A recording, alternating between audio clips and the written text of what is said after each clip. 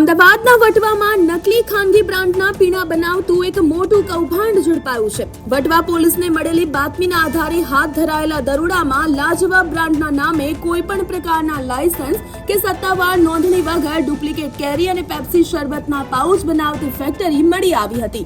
જેમાં પોલીસે ઘટના સ્થળેથી શરબત બનાવવાનું મશીન, તૈયાર શરબતનો જથ્થો અને અન્ય કાચો સામાન જપ્ત કર્યો છે. આ મામલે વટવા પોલીસે કોપીરાઇટ એક્ટ હેઠળ કાયદેસરની કાર્યવાહી હાથ ધરી છે અને નકલી શરબતના પાઉચ બનાવનાર સંચાલક મુમતાઝ અહેમદ અંસારી સામે ગુનો નોંધી વધુ તપાસ શરૂ કરી છે.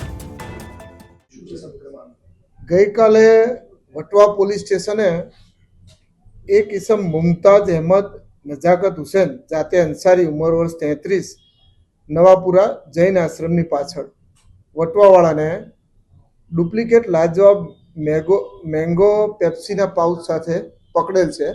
એની મશીનરી અને લગભગ એના ઘરની અંદર ફેક્ટરી જેવું ચલાવતો હતો. છેલ્લા 2 વર્ષથી એ બીજી કંપનીના નામે આ પ્રોડક્શન કરીને બજારમાં વેચતો હતો. ત્યાં પોલીસે રેડ કરી અને આરોપીને પકડી